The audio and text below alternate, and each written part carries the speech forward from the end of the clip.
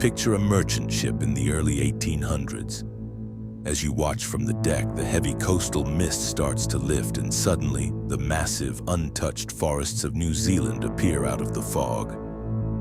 You're weeks away from home, the air is freezing, and all you're thinking about is getting this timber cargo loaded so you can finally head back to civilization. You think the locals pulling up in canoes are just here to trade. You have absolutely no clue that a hidden countdown has already started, and that within days, almost everyone you're standing next to will be butchered, cooked, and eaten. This is the story of the Boyd, an expedition that sailed straight into an absolute nightmare of tribal vengeance, ritual cannibalism, and a chaotic fiery explosion that blew the entire ship to pieces.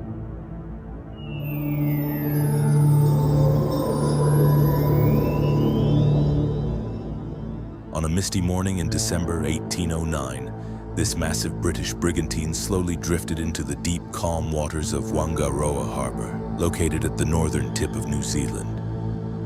On board were roughly 70 people. There were hardened crew members, wealthy passengers returning to England, ex-convicts from the penal colonies of Australia, and a handful of indigenous Maori men who had been hired as deckhands. To the passengers looking out at the towering kauri trees lining the shore, this was just a routine stop to gather timber. They expected a few days of hard labor, some peaceful trading with the locals, and then a straight shot home. They had no idea that within days, virtually every single person on board would be dead. Their flesh served as a victory feast. The Boyd Massacre remains the bloodiest single clash between Europeans and Māori in history. It is a harrowing tale of absolute misunderstanding, ritualistic execution, cannibalism, and a freak accident so explosive it destroyed the evidence of the crime. But this wasn't a case of random, unprovoked savagery. The horror that unfolded inside Whangaroa Harbour was the explosive climax of a profound culture clash, ignited by a single catastrophic mistake made by a British captain who fundamentally misunderstood the rules of the land he had just entered. To understand how this disaster began, we have to look at the Boyd itself. The ship had just completed a grueling journey from Ireland to Australia, transporting convicts to the penal colony at Sydney Cove. In October 1809, the ship's captain, a man named John Thompson, was looking for a profitable cargo to take back to England. He found his answer in the massive kauri trees of New Zealand. Their wood was prized by the Royal Navy because it was perfectly straight, incredibly strong, and ideal for making ship masts and spars. Among the crew Thompson hired for the voyage was a young Maori man named Te Ara. To the British crew, Te Ara was invisible. They didn't care about his background. They just called him George and expected him to work. But Te Ara wasn't just a random deckhand. He was the son of a powerful, highly respected chief of the Ngati Po Iwi, the tribe that controlled Whangaroa Harbour. Te Ara had spent over a year traveling the world on European ships, speaking English and learning their customs. He expected to be treated with a baseline of respect. Instead, during the journey across the Tasman Sea, relations between Te Ara and Captain Thompson disintegrated. Historical accounts from survivors and contemporary investigators vary on what happened next, but the core of the dispute is clear. Captain Thompson claimed that Te Ara refused to work, feigning illness to shirk his duties. Te Ara maintained that he was legitimately sick and physically unable to perform hard labor. Thompson also accused the young Maori prince of stealing a ship's spoon. Under British maritime law, the punishment for insubordination or theft on the high seas was brutal, standardized, and routine. Captain Thompson ordered Te Ara to be tied to the ship's capstan, stripped, and savagely whipped with a cat-o'-nine tails. To add to the humiliation, Thompson ordered that he be denied food. To Captain Thompson, this was just standard shipboard discipline. He had asserted his authority, punished a lazy sailor, and moved on. But to Te Ara and to the entire Maori worldview, Thompson had just committed an unforgivable declaration of war. In Maori culture, the concept of mana is everything. It is a combination of sacred prestige, authority, spiritual power, and honor. Because Te Ara was the son of a chief, his mana was immense. To touch him, To strip him and to whip him like a common slave did more than just tear the skin on his back. It utterly shattered his mana. And in the Maori world, when mana is broken, it must be restored. The only way to restore it is through utu, the sacred concept of reciprocity, balance, and revenge. Tiara kept his rage hidden. He did not fight back. Instead, he bided his time, played the part of the chastised servant, and re-earned the captain's confidence. He told Thompson exactly what the captain wanted to hear. "Take your ship to my home in Whangaroa. The kauri trees there are the finest in New Zealand. My people will help you harvest them." Captain Thompson, completely blind to the cultural trap he had just walked into, altered his course. When the Boyd dropped anchor in Whangaroa Harbour in early December, Tiara went ashore. The tension in the region was already boiling. Just a year prior, another European ship, the Commerce, had visited the area. Shortly after it left, a devastating epidemic swept through the local tribes, killing many. The Maori blamed the white men's spirits for bringing the disease. Now, the son of their chief had returned, his back scored with bloody infected welts. Tiara showed the whip marks to his father and the elders of the Ngati Poo tribe. The insult was absolute. The entire iwi was compromised by this disrespect. The demand for utu was unanimous. For 3 days, the Maori played the part of friendly hosts. They greeted the crew, smiled, traded, and kept up a mask of perfect hospitality. They were waiting for the right moment to strike. On the 3rd day, the opportunity arrived. Captain Thompson, entirely relaxed and confident, decided it was time to scout the timber.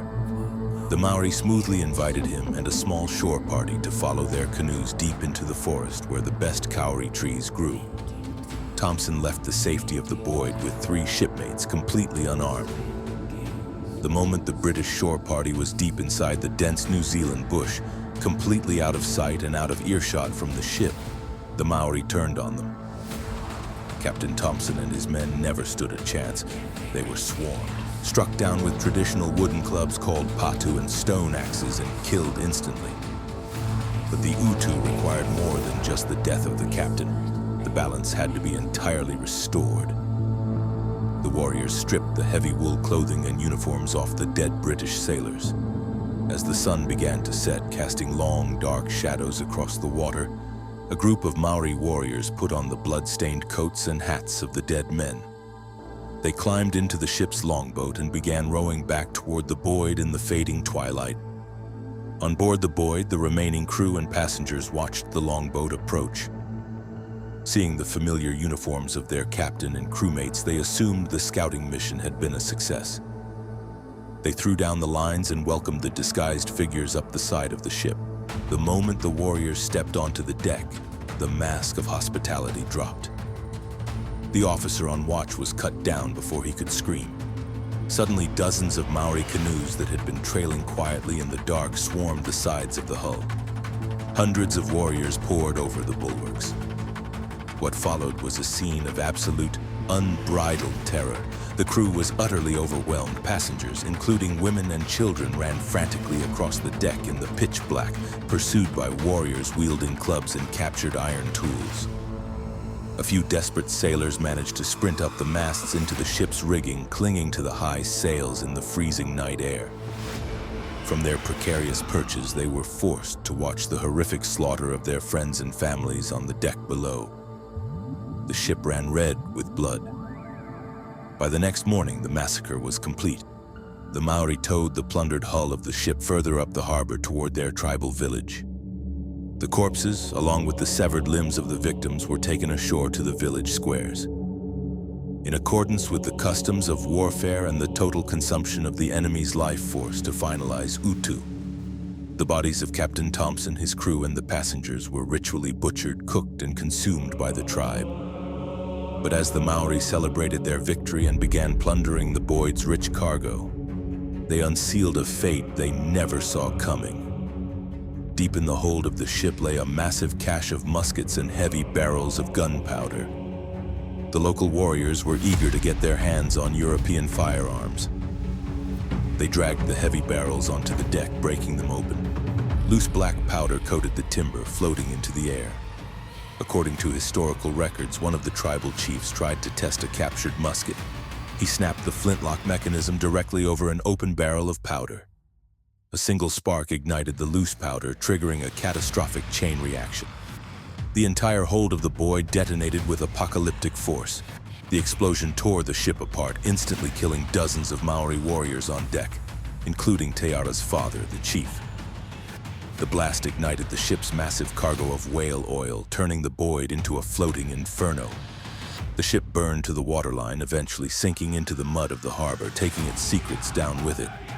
Out of roughly 70 people who had sailed into Whangaroa Harbour, only 4 survived the night. A woman named Anne Morley and her infant child had been spared during the initial chaos. A young ship's apprentice named Thomas Davis had managed to hide deep in the ship's hold, surviving both the massacre and the explosion. And finally, there was a 2-year-old toddler named Elizabeth Betsy Broughton. When a warrior moved to strike her down, a local chief took pity on the crying child. He intervened, spared her life, and placed a sacred feather in her hair, marking her as under his personal protection. 3 weeks later, an American whaling ship named the City of Edinburgh, led by a resourceful man named Alexander Barry, heard rumors of the disaster. Barry launched a daring rescue mission, successfully negotiating the release of the 4 traumatized survivors. You would think the tragedy ended there, but human error and blind vengeance would claim even more innocent lives. Months later, in March 1810, word of the massacre reached the wider European maritime community. The details were sensationalized, and the hunger for revenge was absolute. A fleet of 5 heavily armed European whaling ships sailed into the region looking to exact their own version of justice. But their intelligence was catastrophically wrong. Instead of attacking the Whangaroa Māori, who had actually carried out the massacre, the whalers mistakenly targeted a nearby island village ruled by Chief Tapahi. Tapahi was actually a friend to Europeans and had even traveled to Australia. In fact, on the morning after the massacre, Tapahi had arrived at the Boyd to trade, realized what was happening, and desperately tried to save the sailors hiding in the rigging. Though he was unable to stop the Whangaroa warriors from killing them, the vengeful whalers didn't care about the details. They launched a brutal surprise attack on Tapahi's peaceful village, slaughtering between 16 and 60 innocent Maori, burning their homes and destroying their crops. Chief Tapahi was severely wounded in the attack and died shortly after in a skirmish with the actual perpetrators of the massacre, realizing too late that his European allies had betrayed him. The fallout from the Boyd Massacre shook the British Empire. The global shipping industry branded New Zealand the Cursed Shore. For 3 long years, European merchant ships completely boycotted the islands. Plans to introduce Christian missionaries were abandoned and delayed for half a decade out of pure terror. The Boyd Massacre remains a dark, haunting lesson from history. It is a stark reminder of what happens when 2 entirely different worlds collide on a lawless frontier.